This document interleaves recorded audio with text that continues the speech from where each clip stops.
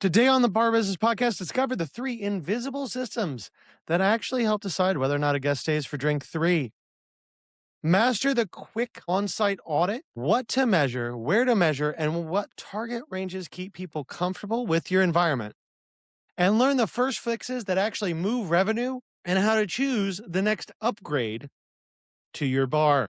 Hello and welcome to the Bar Business Podcast, where we help bar owners increase profits, attract loyal guests, and simplify operations so you can avoid burnout and finally enjoy your life outside of your bar. I'm your host, Chris Schneider, the Bar Business Coach.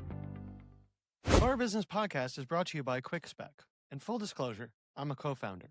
We built QuickSpec to give you back your time and help you work smarter, not harder. QuickSpec connects your POS data, layers in real-world context, and gives you actionable forecasts and KPI dashboards that allow you to make data-driven decisions so you can spend less time guessing and more time on what matters. Staff smarter, order better. Stop planning for rushes that never show up or getting caught off guard by the ones that do. When you make decisions based upon real data, not guesswork, you get your time back and your team runs smoothly. Check it out at quickspec.com. That's QUIXSPEC.com. And make sure to sign up for our early access program on the homepage. Today, we're talking about a vibe audit. We talk a lot about numbers, whether that's KPIs or your P&L or your pricing.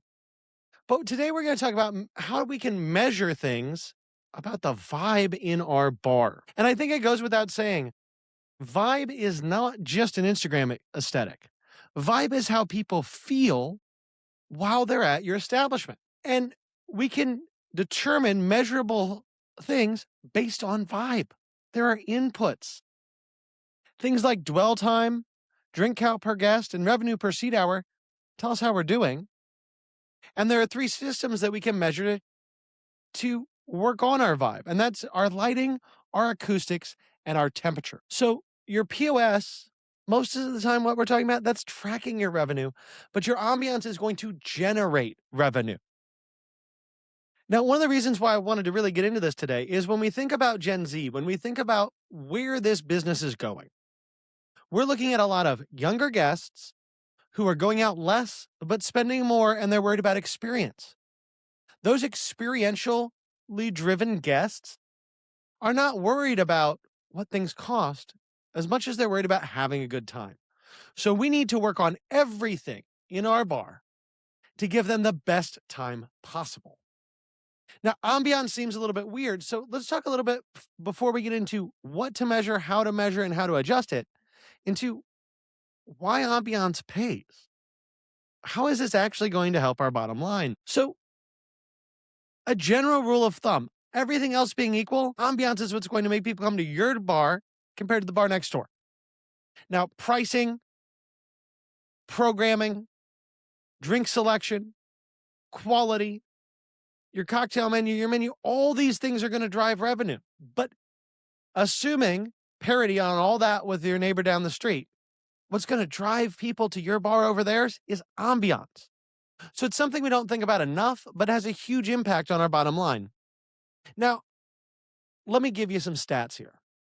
When we're looking at lighting we're going to measure in lux. That's what we're going to be talking about today. Now, a lux is a lumen per meter squared. You can get meters for this stuff, right? It's like, what's a decibel? I don't know, but it's how loud something is. What's a lux? I really don't know, but it's how bright something is.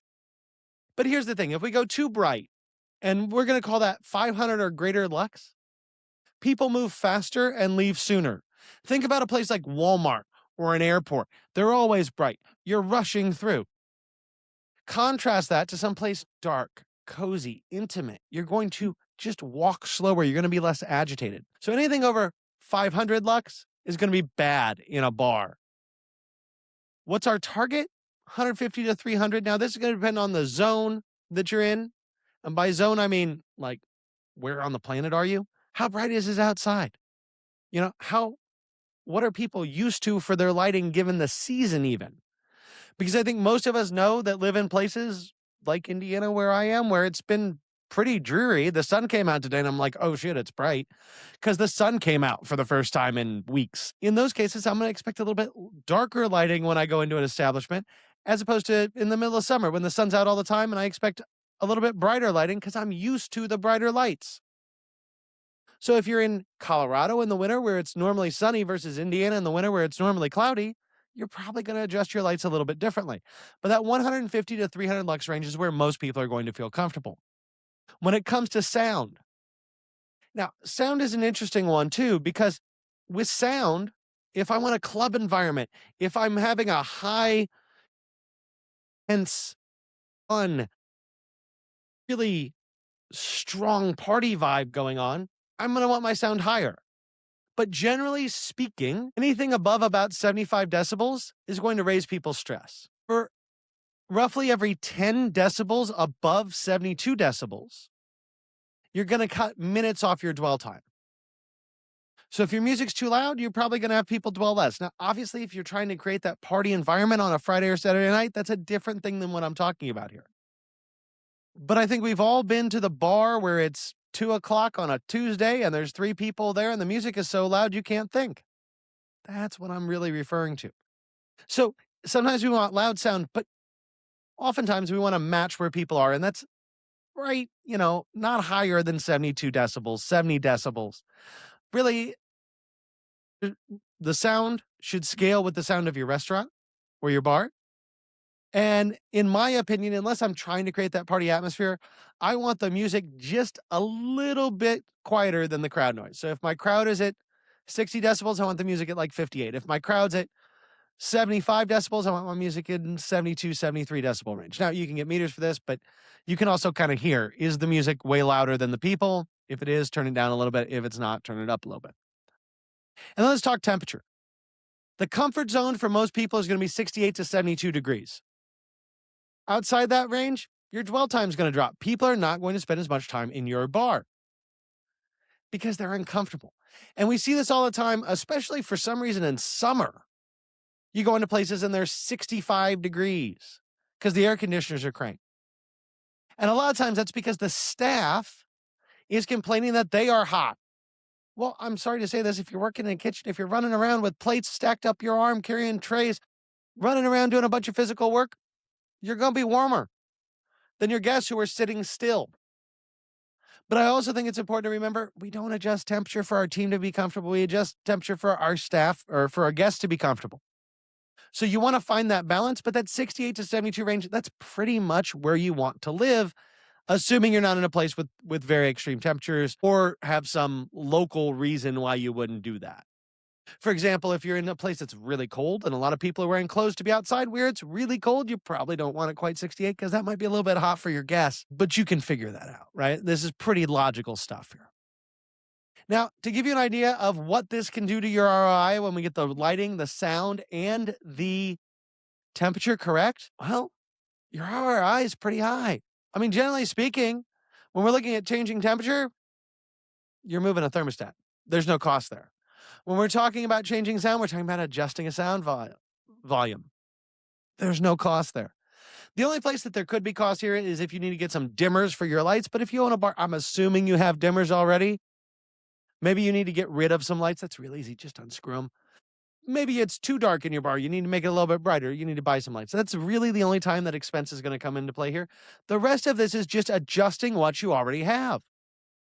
So how do we do a vibe audit? How do you know what's going on? Now, you can get a decibel meter, a lux meter, and a thermometer all on Amazon for 30 to 50 bucks each. So you can just go buy this equipment, but you can also, again, use your senses of sight, touch, and sound, hearing, to get a good understanding of that.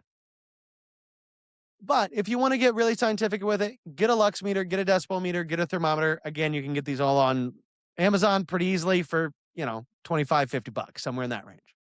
Now, if you get those or you don't, and you're just trying to do this with your own senses, I want you to try to measure it at 3 times throughout your night, 6 p.m., 9 p.m., and midnight. For the lighting audit, what we want to look at is bar seating, table seating, walkways, and bathrooms.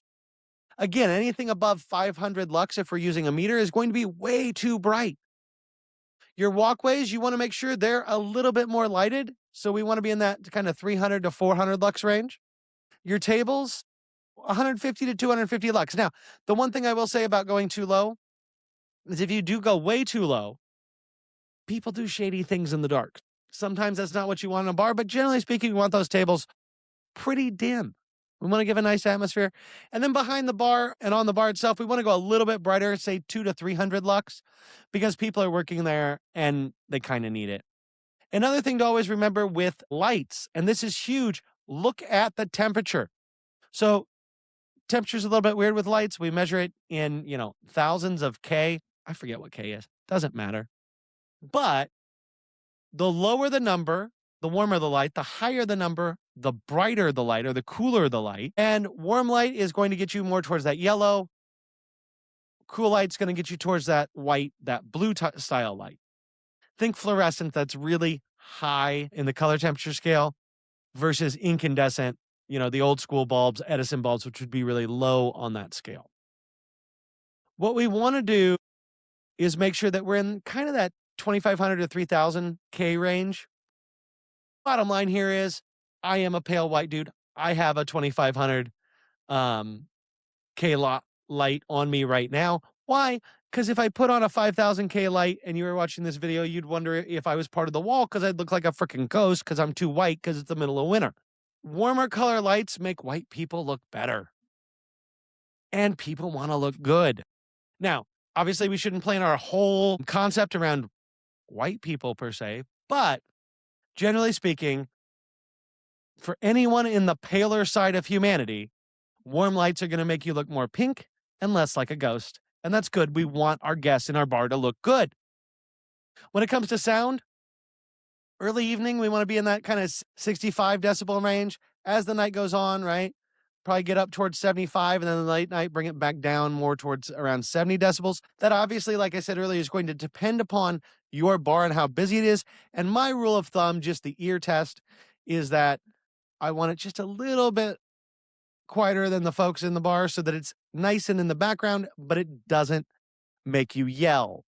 If your guests have to yell to talk, you're probably doing something wrong unless you have a concert or that's the vibe you're going for because it's a party night. One of the good things to look for in your bar when you have it completely empty, like, after everybody's gone home at night or in the morning when you're just in there by yourself, clap a few times. See how much it echoes. If that echo is going to hang around for more than about 2 seconds, you might have some hard surface reflection problems that's going to amplify that sound, muddle it, and make it more difficult. So you might want to look at some sort of sound dampening within your bar in order to make the environment for sound better overall. Now, when it comes to temperature, like I said, the ideal temperature, we're talking 68 to 72 degrees. Humidity, we want as close to 50% as possible. And so that's just a regulation on a thermostat, right? That part is really easy. That's the easiest thing in your vibe to measure is that temperature and to get it on point. Now, if you have problems in any of these areas, you do this measurement and you say, oh, this is bad. Here's some things you can do to help fix it. If it's a lighting issue, go get some dimmers. Dimmers solve lighting issues. Also, make sure you have warm bulbs. If you want to, you can go with smart bulbs. Now, that makes it even easier to adjust throughout the night, and you can do it from a tablet or whatever, but a dimmer switch on the wall works great. Acoustic fixes, if your room has echo issues or is too loud, look at sound dampening. So curtains, fabric wrapped panels, rugs, putting in carpet, all those things are going to help sound work better in your bar. That can get a little bit expensive, but of course there are ways to do this pretty cheaply because curtains, fabric, you can get it, you can put it places. It works. Now, why is this something you should absolutely do, right? To wrap us up for today. Ambiance is what's going to differentiate you from the person down the street in most people's minds. People are out for an experience. They're out to have something different than what they have at home. If all you do is match the person down the street, they can go either way. If you have the better vibe because you are scientifically measuring and controlling the temperature in your bar, the lighting in your bar, and the sound levels in your bar, you're going to create an environment that feels better to people, that has a better vibe, that increases your dwell time and keeps those guests there, raising your guest checks, raising your sales per labor hour, and most importantly, increasing your bottom line. That about wraps it up for today. If you enjoyed today's insights, make sure you like, subscribe, and leave a review. If you are ready to take your bar to the next level, schedule a strategy session with me by clicking the link in the show notes below. Until next time, have a great day, and we will talk again later.